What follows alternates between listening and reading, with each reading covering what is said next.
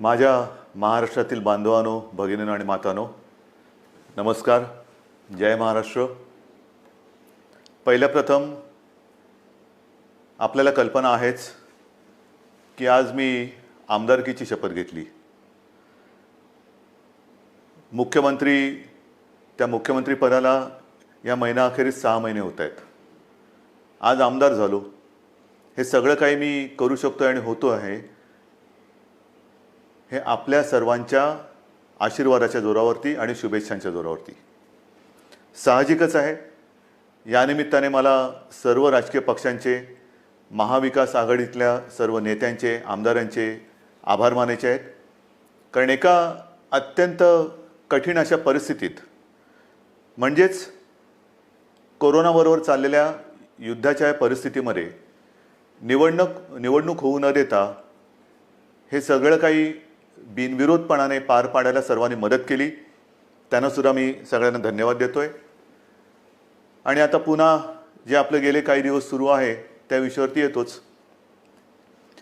17 तारखेला पंतप्रधानांनी जो लॉकडाऊन जाहीर केला होता, दुसरा तिसरा, त्याची मुदत संपली आणि परत पुढचे 15 दिवस म्हणजे 31 मेपर्यंत संपूर्ण देश आणि साहजिकच आहे आपला महाराष्ट्रसुद्धा हा लॉकडाऊनमध्ये आहे. आता तुम्हाला कदाचित असं वाटायला लागलं असेल की मी आलो म्हणजे लॉकडाऊनच जाहीर करतोय. साहजिकच आहे, कोणालाही घरी विशेषतः कामाशिवाय डांबून ठेवणं किंवा बसवणं यासारखी मोठी शिक्षा असू शकत नाही. पण नीट समजून घ्या, मी कदाचित कोणाला आवडत असेल, कोणाला आवडत नसेल, की याच्याकडे काही उत्तरच नाही आहेत. हे लॉकडाऊन किती दिवस चालणार, किती काळ लॉकडाऊनमध्ये राहणार, याला काही उत्तर आहे की नाही, हा जो काही चक्रव्यूह आहे हा आपण भेदणार आहोत की नाही, उत्तर कोणाकडेच नाही आहे. जगामध्ये कोणाकडे उत्तर नाही आहे, आपल्या देशातसुद्धा कोणाकडे उत्तर नाही आहे. आणि हे आता सगळ्यांना माहिती झालेलं आहे की जेव्हा एखाद्या युद्धात, विशेषतः ह्या युद्धामध्ये, युद्ध हे नेहमी शस्त्रांनीच लढलं जातं. इकडे आपल्याकडे शस्त्र नाही आहे. एक फक्त अंतर ठेवणं, स्वतःची काळजी घेणं आणि युद्ध जिंकणं, म्हणजे फार विचित्र आहे असे युद्ध. एकतर्फी नक्कीच नाही आहे, कारण आपण पूर्ण ताकदीने युद्ध लढतो आहोत. पण लॉकडाऊन वाढवला का? काही अंशी बरोबर आहे, काही अंशी नक्कीच बरोबर आहे. आपल्याला सर्वांना कल्पना आहे की आजही देशात, विशेषतः महाराष्ट्रामध्ये रुग्णांची संख्या वाढते आहे. मुंबईमध्ये वाढते आहे, ठाणे परिसरात वाढते आहे, पुण्यामध्ये वाढते आहे, संभाजीनगरमध्ये आहे, नाशिकमध्ये, मालेगावमध्ये आहे. या ठिकाणी रुग्णांची संख्या वाढते आहे. आणि ही रुग्णांची वाढती संख्या बघितल्यानंतर साहजिकच आहे मनात प्रश्न निर्माण होऊ शकतो, मग आपण नेमकं करतो काय आहोत, आत्तापर्यंत आपण केलं काय? मी गेल्याही वेळेला आपल्याला सांगितलं होतं की एक गोष्ट नक्की, की जी काळजी आपण मार्चपासून घ्यायला लागलो, जवळपास आपण कर्फ्यू, संचारबंदीपर्यंत आलो होतो आणि त्याच्यानंतर देशभरात लॉकडाऊन जाहीर केला गेला. जर हे आपण केलं नसतं तर जो एक अंदाज आपल्या देशात, महाराष्ट्रात आणि मुंबईमध्ये किती आत्तापर्यंत रुग्ण झाले असते, किती आत्तापर्यंत त्याच्यात मृत्यू पावले असते, हा अंदाज नुसता बघितला तरी अंगावरती काटा उभा राहतो. आणि म्हणून मी मागेही आपल्याला म्हटलं होतं की अजूनही शृंखला आपण तोडली जरी नसली तरी एक गोष्ट नक्की, की त्याच्या वाढीवरती, गुणाकारावरती नियंत्रण आपण हे नक्की ठेवलेलं आहे. गतिरोधक म्हणून हा जो काही लॉकडाऊनचा काळ आहे त्याचा आपल्याला नक्की उपयोग झालेला आहे. मग आता किती काळ चालणार? नुसता लॉकडाऊनकडे बघून चालणार नाही. रेड, ऑरेंज, ग्रीन, रेडमध्ये सुद्धा कंटेनमेंट एरिया, हे असे जे काही आपण विभाग केलेले आहेत. ग्रीन झोनमध्ये आपण हळूवारपणाने जवळपास सगळं काही उघडायला परवानगी दिलेली आहे, ती अजूनही देत आहोत. आणखीनही तिथले निर्बंध हे येत्या काही काळामध्ये आपण आणखीन शिथिल करतो आहोत. ऑरेंज झोनमध्ये सुद्धा ही शिथिलता आणलेली आहे. रेड झोनमध्ये विशेषतः कंटेनमेंट एरिया आहे, तिथे मात्र अजूनही आपल्याला शिथिलीकरण करणं हे परवडणार नाही, नक्कीच नाही आहे. उद्योगधंद्याच्या बाबतीत काय आहे? मी मुद्दामून आज आपल्यासमोर थोडेसे आकडेवारी सांगणार आहे. काय काय झालेलं आहे, किती काय केलेलं आहे. पहिल्या प्रथम आरोग्यविषयक काय झालेलं आहे, नंतर उद्योगधंद्याच्या बाबतीत काय करतो आहोत. धंद्याच्या बाबतीमध्ये सुद्धा तुम्हाला मुद्दामून मला सांगायचं आहे की नुसतं लॉकडाऊन नाही वाढवत आहोत, आपल्याला ही तारेवरची कसरत करायची आहे आणि ती करतो आहोत. एका बाजूला सुरक्षित राहण्यासाठी लॉकडाऊन म्हणजे सगळं काही थोडक्यात बंद, आणि दुसऱ्या बाजूला हळुवारपणाने काही गोष्टी आपण उघडतो. आजपर्यंत राज्यामध्ये साधारणतः 50,000 उद्योग सुरू करायला आपण परवानगी दिलेली आहे. हा आजचा आकडा आहे. आणि ह्या 50,000 उद्योगामध्ये जवळपास साधारणतः 5-1 लाख मजूर हे काम करायला लागलेले आहेत. तसं बघितलं तर राज्यामध्ये 70,000 उद्योग सुरू करायला आपण परवानगी दिलेली आहेच, पण 50,000 उद्योग हे प्रत्यक्ष सुरू झालेले आहेत. आपल्याला कदाचित हा जो काय एक रेड झोनमधला बेल्ट आहे, म्हणजे मुंबई, पुणे आणि त्याच्या आजूबाजूचा परिसर, इथे जे आपण राहतो आहोत, किंबहुना उदाहरणतः संभाजीनगर असेल, ज्या महापालिका आहेत त्यांच्या परिसरामध्ये आपण हे निर्बंध जरा कडक ठेवलेले आहेत, म्हणून आपल्याला ते जाणवत नाही आहे. पण ह्या विभागामध्ये आपण उद्योगधंद्यांना परवानगी दिलेली आहेच, नक्की दिलेली आहे. हे करताना खास करून मला उद्योगांसाठी काही गोष्टी जाहीर करायच्या आहेत. कारण सगळीकडे आता एक ठप्प, म्हणजे ज्याला आपण म्हणतो ना, पॉजचं बटन दाबलं गेले, जगच असं पॉज झालेलं आहे, सगळं ठप्प, काहीच होत नाहीये, इकडची गाडी तिकडे होत नाहीये. असं वातावरण असताना उद्या जे काय आपल्याला एक भरारी घ्यायची, नक्की घ्यायची भरारी घेणारच, कोणत्याही परिस्थितीत घेणार, तिकडे अजिबात मागे पुढे बघणार नाही. खरं म्हटलं तर आपल्या सरकारला आता 6 महिने होत आहेत. नवीन सरकार असताना नवीन स्वप्न आहेत आपली. आपण एक अर्थसंकल्प जाहीर केला काय, त्याच्यात नवीन गोष्टी जाहीर केल्या काय, आणि त्या अंमलबजावणीला सुरुवात करण्याच्या आधीच आपल्याला या संकटाला सामोरं जावं लागतंय. ह्या ज्या काही सगळ्या आपल्या योजना आहेत, या योजना कोणत्याही परिस्थितीत आपण अंमलात आणणार म्हणजे आणणारच. त्या एका हिमतीने आपण पुढे जातो आहोत. परंतु नवीन उद्योग येण्यासाठी एक वेगळी स्पर्धा आहे. कोण काय करतंय, कोण काय आणखीन सुविधा देते. महाराष्ट्रापुरतं बोलायचं झालं तर आज आपण महाराष्ट्रामध्ये जवळपास 40,000 एकरपेक्षा जास्त जमीन ही नवीन उद्योगधंद्यासाठी राखून ठेवत आहोत. 40,000 एकरपेक्षा जास्त. त्याचप्रमाणे नवीन उद्योजक जे येणार आहेत, नवीन उद्योग जे परदेशातून येतील, किंवा आपले काही उद्योजक आपले नवीन लोक काही नवीन उद्योग सुरू करू इच्छित असतील, ग्रीन इंडस्ट्रीज ज्याला आपण म्हणतो, म्हणजे प्रदूषण न करणाऱ्या इंडस्ट्रीज किंवा उद्योग, त्यांच्यासाठी सुरू करताना कोणत्याही अटीतटी त्यांना आपण ठेवणार नाही. परवानगीशिवाय तुम्ही उद्योग सुरू करा, फक्त अट एक, प्रदूषण करायचं नाही, अजिबात करायचं नाही. प्रदूषण करू नका, चला उद्योग सुरू करा, या आम्हाला पाहिजे, महाराष्ट्र तुमची वाट बघतोय. महाराष्ट्र हा नेहमी एक उद्योगशील आहे, सुधारणावादी आहे, म्हणून आपण नवीन जे उद्योजक येत आहेत त्यांच्यासाठी या अटीतटीचा सामना त्यांना करायला लागणार नाही, असं धोरण आपण बनवलेलं आहे. या नवीन उद्योजकांनो, या महाराष्ट्रामध्ये या. त्याचबरोबरीने साधारणतः पुढचे काही दिवस, म्हणजे असं म्हणतात की ह्या कोरोनानंतर जग बदललं जाणार आहे, नक्कीच बदललं जाईल.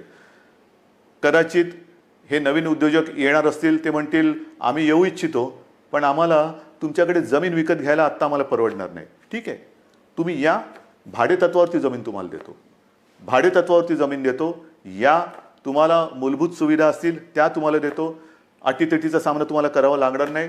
पण या राज्यामध्ये नवीन उद्योग पर्व आपण सुरू करू. आणि त्याचबरोबरीने मला एक सांगायचं आहे की आत्तापर्यंत जिथे हे उद्योग आपण सुरू केलेत, आणि असं काही नाही आहे की रेड झोन म्हटल्यानंतर आता आयुष्य आपलं रेड झोनमध्ये जाणार आहे, नाही. आपल्यासमोर 2 मोठी आव्हानं आहेत, नक्कीच आहेत. एक म्हणजे जिथे या कोरोनाचा प्रादुर्भाव नाही असा ग्रीन झोन, तो ग्रीन झोन हा आपल्याला कोरोना विरहित ठेवायचा आहे, हे मोठं आव्हान आहे. तिकडे एक सुद्धा रुग्ण ग्रीन झोनमध्ये आपल्याला आता येऊ द्यायचा नाही, किंबहुना नवीन केस तिकडे आता आपल्याला तयार आपण काय असं घर बसल्या कोविड तयार करत नाही, पण होऊ द्यायची नाही आहे. त्याच्यामुळे ग्रीन झोन हा ग्रीन झोन म्हणून मेंटेन करणं, आणि रेड झोन जो आहे तो रेड झोन हा लवकरात लवकर ग्रीन झोनमध्ये त्याचं रूपांतर करणं. म्हणजे रेड झोनसुद्धा आपल्याला हळूहळू हा ग्रीन झोनमध्ये आणायचा आहे. आणि म्हणून जिथे जिथे ग्रीन झोनमध्ये आपण उद्योगधंद्यांना परवानगी दिलेली आहे, अनेक ठिकाणी आपण बघतो आहोत की कामगारांची आता उणीव आहे. कामगार हे बरेचसे परराज्यातले निघून गेलेले आहेत. मला खास करून माझ्या महाराष्ट्राच्या भूमिपुत्रांना सांगायचं आहे, जसं आजपर्यंत तुम्ही महाराष्ट्रासाठी, महाराष्ट्र सुरक्षित ठेवण्यासाठी सरकारचं ऐकलत, घरामध्ये राहा, सुरक्षित राहा, ही एक आपली त्याच्यातले एक घोषवाक्य होतं. आतापर्यंत तुम्ही घरात बसलात आणि महाराष्ट्र वाचवलात. आता जिथे जिथे ग्रीन झोन आहे, तुम्ही एका आत्मनिश्चयाने बाहेर पडलं पाहिजे की मी माझा महाराष्ट्र पुन्हा एकदा उभा करणार. मी जसा महाराष्ट्र वाचवलेला आहे, मी म्हणजे तुम्ही, मी एकटा नाही, तुम्ही. महाराष्ट्र आजपर्यंत आम्ही सुरक्षित ठेवला. या कोविडच्या प्रादुर्भावापासून हा जो ग्रीन झोन आहे तो सुरक्षित ठेवला. आता या ग्रीन झोनमध्ये जे उद्योग सुरू झालेले आहेत त्या उद्योगांना जर मनुष्यबळ कमी पडत असेल तर माझा महाराष्ट्र हा अगदी मोदीजींच्या भाषेत आत्मनिर्भर करण्यासाठी मी स्वतःहून आता पुढे येत आहे. या पुढे या. जे उद्योग आहेत, उद्योग सुरू झालेत, त्यातली ही संधी आहे. ही संधी तुम्ही घ्या. संधी वाया दौडू नका. या सगळेजण समोर या. उद्योग सुरू करू आपण. महाराष्ट्र उभा करू आपण. एक जगासमोर एक उदाहरण ठेवू की हा महाराष्ट्र खरंच लढवय्यांचा आहे. हा संकटाला भीत नाही. संकटामध्ये सुद्धा मर्दासारखा सामोर जातो. तो हा शिवरायाचा महाराष्ट्र आहे. म्हणून मला जे ग्रीन झोनमध्ये आहेत आणि जिथे जिथे उद्योगधंदे सुरू झालेत पण मनुष्यबळ कमी पडत असेल तिथे मला आज भूमिपुत्रांची गरज आहे. भूमिपुत्रांनो पुढे या. ही आपली भूमी आहे, आपला महाराष्ट्र आहे. पुढे येऊन आपला महाराष्ट्र हा आपल्या पायावरती आपण उभा करू. हा निश्चय फार महत्त्वाचा आहे. हे उद्योगधंद्याचं झाल्यानंतर महत्त्वाचा मुद्दा काय आहे की आरोग्यविषयक काय. कारण अजूनही जे काही जणांना असं वाटतंय की हे एक अशीच भीती आहे, फ्लू काय, सर्दी आहे, खोकला आहे, होतो जातो, आजपर्यंत काय कोणाला झालं नाही. झालं ना. पण विशेष म्हणजे आत्तापर्यंतचा जो फ्लूचा एक भाग आहे त्याच्यात सुद्धा जसं स्वाईन फ्लू एक आहे त्याला औषध आलेलं आहे. पण ह्या कोरोनावरती अजूनही औषध आलेलं नाही. तोच एक मोठा धोका आहे. मी उगाच तुम्हाला आकडे सांगून काय घाबरवण्याची माझी इच्छा नाही, अजिबात नाही आहे. तुम्हाला भीती घालण्यासाठी मी आलेलो नाही आहे. पण मुंबईमध्ये जेव्हा आपण सुरुवात केली त्यावेळेला जी परिस्थिती होती ती परिस्थिती बघितल्यानंतर आजची जी परिस्थिती आहे, आपण काय काय आरोग्य सुविधा केलेल्या आहेत. तुम्हाला कल्पना असेल, गेल्याही वेळेला मी बोललो होतो आणि आज संध्याकाळी मी जाऊन आलो. मी होतो, उपमुख्यमंत्री होते, बाळासाहेब थोरात होते, एकनाथ शिंदे होते, आदित्य पण होता बरोबर, आपले मुख्य सचिव होते, महापालिका आयुक्त होते आणि विशेष म्हणजे तिथे आपले आर.ए. राजीव जे MMRDA म्हणजे मुंबईतली मेट्रोचं काम आता जे अत्यंत चांगल्या पद्धतीने पुढे नेत आहेत, त्यांनी गेल्या 10-12 दिवसामध्ये ही सुविधा मुंबईकरांसाठी तिकडे उभारलेली आहे. आज तिकडे जवळपास 1000 बेड्सचं एक चांगलं कोविड केअर सेंटर हे आपण उभं केलेलं आहे. येत्या 1-2 दिवसात त्याचा वापर सुरू होईल. मुंबईमध्ये ठिकठिकाणी, मी मुंबईपुरतं बोलतो, मुंबईमध्ये नंतरचं पुढचं मी बोलणारच आहे, पण मुंबईमध्ये ठिकठिकाणी म्हणजे असं बांद्रा कुर्ला कॉम्प्लेक्स संकुल आहे तिथे आणखीन 1000 बेड्स वाढवतो आहोत. गोरेगावचं एक्झिबिशन ग्राउंड आहे तिकडे वाढवतो आहोत. रेसकोर्सवरती त्या पार्किंगमध्ये होतं आहे. वरळीला डोममध्ये तर सुरू केलेलाच आहे. आणखीन 1-2-3 ठिकाणी मुलुंड चेक नका आहे, ठाण्यामध्ये आहे. हे आता नुसतं कोविड केअर सेंटर म्हणून नाही राहणार. या सगळ्या जम्बो फॅसिलिटी ज्याला म्हणतो, या जम्बो फॅसिलिटीमध्ये जे आवश्यक लागतं ते तिकडे आपण करणार आहोत. म्हणजे विशेषतः सगळ्यांनाच काही व्हेंटिलेटरची आवश्यकता लागत नाही, पण अनेक जणांना ऑक्सिजनची आवश्यकता लागते. म्हणून ह्या सगळ्या सुविधांमध्ये ऑक्सिजनची सुविधा असणाऱ्या बेड्स हे आपण जास्तीत जास्त करतो आहोत. त्याचप्रमाणे काही ठिकाणी आपण अतिदक्षता विभागात म्हणजे ICU बेड्स हे सुद्धा उपलब्ध करत आहोत. ICU बेड्स म्हणजे हॉस्पिटलमध्ये तर आपण ते वाढवतोच आहोत, पण हॉस्पिटलच्या बाहेर ही जी काय आपण रुग्णसेवा किंवा सेंटर्स उभी करतो त्याच्यामध्ये सुद्धा ICU बेड्सची सोय आपण करतो आहोत. कदाचित ही काय अभिमानाची गोष्ट नाही, पण समाधानाची नक्की आहे की इतरत्र कुठेही नसेल अशी आरोग्य सुविधा आपण इथे निर्माण केलेली आहे आणि ती आरोग्य सुविधा आणखीन आपण पुढे वाढवत नेत आहोत. महाराष्ट्रामध्ये बोलायचं झालं तर महाराष्ट्रात आज मी आकडे घेऊनच बोलतोय, साधारणतः 1484 कोविड केअर सेंटर्स आहेत. 2,48,000 बेड वगैरे आहे, पण साधारणतः 2.5 लाख रुग्णशय्या ह्या आयसोलेशन म्हणजे ऑक्सिजनसह ह्या आज महाराष्ट्रामध्ये आपण उपलब्ध करत आहोत. 2.5 लाखाच्या आसपास. आज एक गोष्ट साहजिकच आहे, हे संकट एवढं मोठं आहे की काही वेळेला असं वाटतं की रुग्णांना बेड मिळत नाही आहे. याचं कारण रुग्णांची थोडीशी संख्या ही वाढती अशी वाटत असली तरी देखील आज आपण स्वयंपूर्ण होण्यासाठी किंबहुना पुढच्या महिन्यात साधारणतः किती रुग्ण होऊ शकतील ह्याची एक दक्षता घेऊन आपण हीही सुविधा वाढवत आहोत. डॉक्टर्स येत आहेत, नर्सेस येत आहेत. मध्यंतरी मी आपल्याला माहिती आहे कोविड योद्धा म्हणून सगळ्यांना एक आवाहन केलं होतं. त्याच्यात सुद्धा काही हजार लोक म्हणजे महिला पुरुष हे मदतीसाठी धावून आलेले आहेत. मला अजूनही पाहिजेत. ह्याचं कारण का? कारण नवीन सुद्धा जे आलेले आहेत ते आणि आत्ता आहेत ते, जसं गेल्या वेळेला मी आपल्याला बोललो होतो की पोलीस थकत आहेत, पोलीस आजारी पडत आहेत. काल परवा एका चांगल्या अधिकारीचा मृत्यू झालेला आहे. त्याच्यानंतर गडचिरोलीमध्ये नक्षलवाद्यांशी लढता लढता 2 पोलीस आपले तिकडे शहीद झालेले आहेत. हे सगळे ताणतणाव आहेत आणि ह्या ताणतणावामध्ये ही लोक आजारी पडण्याची वाट न बघता, मला तर कोणीच आजारी पडायला नको आहेत, आजारी पडण्याची वाट न बघता ह्यांना वेळोवेळी जर का आपण विश्रांती देत गेलो तर आपण सहजगत्या या संकटावरती मात करू शकू. म्हणून मला अजूनही कोविड योद्धा पाहिजेत. ज्यांची रुग्णसेवा करण्याची इच्छा आहे, तयारी आहे, त्यांनी सगळ्यांनी ह्या युद्धामध्ये स्वतःहून पुढे आलं पाहिजे. याचं कारण असं की आज देखील मुंबई असेल, ठाणा असेल, पुणा असेल, संभाजीनगर ह्या ज्या काही महापालिका आहेत तिकडे नाही म्हटलं तरी जो आपण कंटेनमेंट एरिया म्हणतो, म्हणजे जिथे एखादा रुग्ण सापडला तर त्याच्या आसपासचा काही परिसर आपण सील करतो. मग एक आपण साधारणतः शोध घेतो की याच्या अतिशय निकटच्या संपर्कात कोण आलेले आहेत, मग त्यांची चाचणी घेतो आणि त्याच्यानंतर आपण मग त्यांना क्वारंटाईनमध्ये किंवा लक्षणं जर असतील किंवा लक्षणं नसतील मग टेस्ट घेऊन त्यांना आपण आयसोलेशनमध्ये ठेवतो. किंबहुना जर लक्षणं असतील तर त्यांच्यावरती उपचार सुरू करतो. एका गोष्टीचं मला एक मुद्दाहून तुम्हाला मला आकडा द्यायचा आहे की आज आपण एक आकडा बघत असतो की महाराष्ट्रामध्ये किती रुग्ण आहेत, मुंबईमध्ये किती रुग्ण आहेत.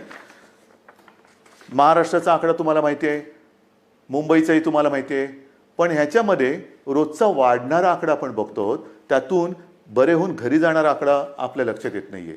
म्हणजे साधी गोष्ट आहे, जर का मुंबईपुरतं बोलायचं झालं तर साधारणतः मुंबईमध्ये आज 19,967 रुग्ण पॉझिटिव्ह आहेत. पण हा 19,500चा जो काय आकडा आहे त्याच्यामधले साधारणतः 5,000 रुग्ण हे बरे होऊन घरी पण गेलेले आहेत. म्हणजे 19,000 वजा 5,000 झाले. दुर्दैवाने काही मृत्युमुखी पडलेले आहेत. याचा अर्थ असा की लवकर जर का आले आणि व्यवस्थित त्यांच्यावरती उपचार केला गेला तर बरे होऊन घरी जाणारे रुग्णसुद्धा आहेत. काही रुग्ण तर मी मागेही आपल्याला बोललो होतो की 80% आसपास रुग्ण हे असेही आहेत की ज्यांच्या टेस्ट पॉझिटिव्ह येतात पण त्यांना कोणतीही लक्षणे दिसत नाहीत. असे रुग्णसुद्धा आहेत. तर ह्या सगळ्या गोष्टीचा विचार करून आपण आरोग्य सुविधा वाढवतो आहोत, ॲम्ब्युलन्सेस वाढवतो आहोत. संपूर्ण महाराष्ट्रभर जिथे जिथे आवश्यकता आहे तिथे तिथे आपण ह्या आरोग्याच्या सुविधा वाढवत आहोत. आणि एका बाजूला या आरोग्य सुविधा वाढवत असताना उद्योगधंद्यांच्या बाबतीत सुद्धा मी सांगितलं की 50,000च्या वरती उद्योगधंदे सुरू झालेले आहेत. म्हणजे असं काही नाही की सगळं काही ठप्प होऊन बसलेलं आहे. जे अनेक जण मला विचारतात की काय हो मग हे तुम्ही लॉकडाऊन उठवत नाही, किती काळ असं बसायचं. मगाशी मी तुमच्याशी बोलत होतो, ह्याच्यात काय आहे, नुसतं सर्दी खोकला ताप तर येईल, आणखीन काय होईल, फ्लू काय कोणाला होत नाही असं नाही आहे. जे गांभीर्य आहे ते या गोष्टीचं हेच आहे की जे गंभीरपणाने आजारी पडतात त्यांच्यावरती इलाज नाही आहे. आणि एक क्षण असं धरून चाला की आपण लॉकडाऊन उठवून टाकतो लॉकडाऊन आजपासून. या सगळेजण इकडे तिकडे ये जा करा, काही करा. ही साथ जर का पसरली तर इतर देशामध्ये काय काय होते, ब्राझीलमध्ये काय झालं, ब्रिटनमध्ये काय झालं, अमेरिकेत काय चाललेलं आहे, इटलीमध्ये काय चाललेलं आहे, काय झालेलं आहे. मला हे कोणत्याही परिस्थितीत महाराष्ट्रात होऊ द्यायचं नाही आणि मी होऊ देणार नाही, अजिबात होऊ देणार नाही. मी टीकेचा धनी होईन. मी तुम्हाला मागेही बोललेलो आहे, महाराष्ट्रासाठी वाईटपणा घ्यायला माझी तयारी आहे. पण जे मला पटतं ते महाराष्ट्राच्या हिताचं मी करणार म्हणजे करणारच. आणि म्हणून जो रेड झोन आहे तिकडे मी अजूनही उद्योगधंदे पूर्णपणे उघडायला का देत नाही आहे की क्षणभर धरून असं धरून चाला की उद्योगधंदे उघडले आणि ही साथ त्यांच्यात घुसली. आजच मजूर आपापल्या घरी निघून गेलेले आहेत. म्हणजे उद्योगधंदे सुरू होतील आणि त्या मजुरांमध्येही साथ जर घुसली तर काही तर जीवानिशी जातीलच, आजारी तर पडतीलच. आणि मग त्यावेळेचा अघोषित जो लॉकडाऊन असेल तो किती काळ चालेल त्याचं उत्तर आपल्याकडे कोणाकडे नसेल. मग त्या लॉकडाऊनची वाट बघायची का आत्ता जे काही आपण हे संकट नाही म्हटलं तरी त्याचा वेग मंदावून रोखून ठेवतो आहोत, त्याचा पूर्ण अंदाज घेऊन हळूहळू टप्प्याटप्प्याने एक एक गोष्टी उघडत जायचं हा विचार आपण करायला पाहिजे. आणि तो आपण करतो आहोत. आणि तो जर का आपण करत नसतो तर तुम्ही एवढे सगळे जण या सरकारच्या सोबत राहिल्याच नसतात. इतर राज्यांमध्ये जाणारे जे मजूर आहेत त्या सगळ्या मजुरांची आजपर्यंत आपण अगदी व्यवस्थित काळजी घेत होतो आणि घेतली. दिवसातनं मी तुम्हाला सांगितलं की किमान 5.5-6 लाख मजुरांना आपण दिवसातनं 3 वेळा हे जेवण देतो. म्हणजे सकाळीचा नाश्ता ब्रेकफास्ट आणि दुपारचं आणि रात्रीचं जेवण, त्यांच्यासाठी आपण या सगळ्या योजना करत होतो. पण बरेच जण असं म्हणायला लागले की आम्हाला घर जाना आहे, गाव जाना आहे. तेव्हाही मी त्यांना वचन दिलं होतं की तुम्ही चिंता करू नका, आम्ही इतर राज्यांशी बोलतो आहोत, केंद्राबरोबर बोलतो आहोत, जसजशी सोय होईल तसतसं आम्ही तुम्हाला तुमच्या घरी तुमच्या राज्यात पाठवण्याची सोय करतो आहोत आणि ते पाठवल्याशिवाय आम्ही राहणार नाही. आणि त्याच्याप्रमाणे आज जवळपास मला वाटतं 5-1 लाख मजुरांना आपण ट्रेननी आणि बसेसनी हे इतर राज्यात अत्यंत नियंत्रित पद्धतीने हे पाठवलेलं आहे, कुठेही खळखळ होऊ न देता. पण मला एक काय सांगायचं आहे की हे सगळे जे काही इतर राज्यातले मजूर आहेत, रस्त्यावरनं चालत आहेत, अजूनही काही ठिकाणी आहेत, कशाला चालता, क्यों चल रहे? आपके लिए हम पूरी कोशिश करें, कोशिश नहीं, शुरुआत तो हुई है. ट्रेन से आप जा रहे हैं घर, बस से जा रहे हैं, तो ऐसे रास्ते पे मत चलो, रास्ते पे नहीं चलना. बीच में कोई फिर एक्सीडेंट कभी होता है, क्यों कर रहे हो ये सारी चीज़ें? आपके लिए हर एक राज्य के लिए ट्रेन की सुविधा शुरू हो गई है, बस की सुविधा शुरू हो गई है. आप जहाँ भी हो वहीं पर रुके. हमारे पूरे स्टेट में अलग अलग जिलों में डिस्ट्रिक्ट में कलेक्टर्स हैं, उनके सब साथी हैं, आपका इंतजाम वो कर रहे हैं, ठीक से कर रहे हैं. और जब भी ट्रेन की सुविधा, जैसे रोज़ाना कुछ ट्रेन चल रही है, कुछ उत्तर प्रदेश में जा रही है, बिहार में चल रही है, पश्चिम बंगाल में जा रही है, राजस्थान जा रही है, गुजरात जा रही है, जैसे जैसे वो आती जाएगी हम आपको भेज रहे हैं. बेताब ना होना, काही गरज नाही आहे. तुम्हाला आम्ही पूर्णपणे सुरक्षितपणाने तुमच्या राज्यात आम्ही सोडतो आहोत. आणि आजपर्यंत मी म्हटलं ना की एवढे मजूर हे महाराष्ट्रातून त्यांच्या राज्यात गेलेत, त्यांच्या घरी पोचलेत, बसेसने आपण पाठवलेले आहेत. आणि विशेष म्हणजे त्यांच्याकडनं आपण कुठेही तिकीट्स नाही घेतलेली. मुख्यमंत्री सहायता निधीतून त्यांचा खर्च केलेला आहे. काही संस्था पुढे आलेल्या आहेत, त्यांनी त्यांचे पैसे दिलेले आहेत. त्यांना हे, कारण हे गरीब आहेत, काम करणार आहेत, तळहातावरती पोट असणार आहेत. तळहातावरती पोट असल्यानंतर जर त्यांची रोजची मेहनत ही होणार नसेल किंवा काम मिळणार नसेल तर यांच्याकडे तिकिटाचे पैसे कुठून येणार? म्हणून त्यांना आपण आपल्या सरकारच्या माध्यमातून, सरकारच्या खर्चाने आपण त्यांना पाठवतो आहोत. हे झालं त्या राज्यात जाणाऱ्या लोकांचं. मग आता मी येतो माझ्या आपल्या राज्यातल्या लोकांकडे. मुंबई म्हटल्यानंतर साहजिकच आहे, कोकण आणि पश्चिम महाराष्ट्र इथे राहणारे लोक खूप आहेत. तेही मागे लागलेत. हे काय तुम्ही त्या राज्यातल्या लोकांना पाठवता, आम्ही काय केलंय, आम्हाला कधी घरी पाठवणार? अरे तुम्ही तर आपले आहात. आजपर्यंत तुम्ही सहकार्य केलेलं आहे, तुम्हालाही हळूहळू मी पाठवतो घरी. पण आज थोडे अस्वस्थ नका होऊ. कारण आजपर्यंत कोकण म्हटल्यानंतर मला माहिती आहे, हा आंब्याचा सीझन, काजूचा सीझन, सगळा एक कोकण म्हणजे गंमत असते. ह्या मोसममध्ये कोकणात जाणं, फणस आहे, मजा असते. कोकणामध्ये जाणं हे या दिवसात सुट्टी, मग कोणाचे आजी आजोबा असतील, कोणाचे मामा मामी असतील, काका काकी असतील, सगळे नातेवाईक असतात, त्यांच्याकडे जायचं, गावातल्या घरात राहायचं, आंबे खायचे, गंमत असते. पण ह्या उन्हाळ्यात ती गंमत नाही आहे. मी आपल्याला सगळ्यांना मुद्दामून एक विनंती करतो की कृपा करून आपण तरी रस्त्यावरनं किंवा इकडून तिकडून असे जाऊ नका. कारण मुंबईमध्ये आपण काळजी घेतो आहोत, प्रत्येक जिल्ह्यात आपण काळजी घेतो आहोत, पण प्रत्येक जिल्ह्यात आरोग्य सुविधा ज्या आहेत त्यांची एकूण जर का मर्यादा बघितली, आणि काही जिल्हे हे कोविड मुक्त आहेत, आज सुद्धा तिकडे प्रादुर्भाव झालेला नाही, ते आपल्याला तसेच ठेवायचे आहेत. जर आपल्याला लवकरात लवकर या लॉकडाऊनमधून बाहेर यायचं असेल तर पहिलं म्हणजे जे आपले ग्रीन झोन आहेत, जिकडे कोविडचा प्रादुर्भाव नाही, हे जिल्हे, हे विभाग आपल्याला ग्रीन झोन म्हणूनच ठेवावे लागतील. म्हणून आपण सुद्धा घरी जाताना असेच उठून निघू नका. आपल्याला सुद्धा जर जायचं असेल, खरंच पहिलं जायचं आहे का थोडे दिवस थांबून आपण जाऊ शकता, थोडा धीर धरला तर सगळ्यांनाच बरं होईल.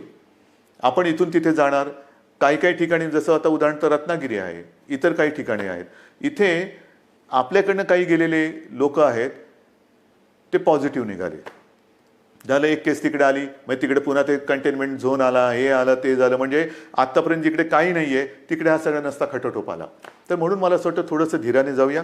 एक नियंत्रित पद्धतीने जसं आपण इतर लोकांना पाठवतो आहोत परराज्यातले काही लोक आपण आपल्याकडे घेतो आहोत. आता तर परदेशातून आपल्याकडे येणारी लोक सुद्धा सुरू झालेली आहेत.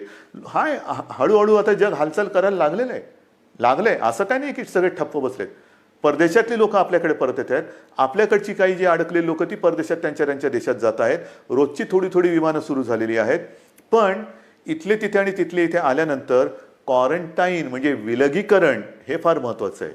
विलगीकरण, कारण आपण जर का कळत नकळत हा व्हायरस आपल्यासोबत नेत असू तर आपल्यापासून, मी जसं मगाशी म्हटलं ना की काही जणांना ह्याचा प्रादुर्भाव झालाय पण लक्षातही येत नाही एवढं चांगल्या पद्धतीने ते त्याचा प्रतिकार करतायत.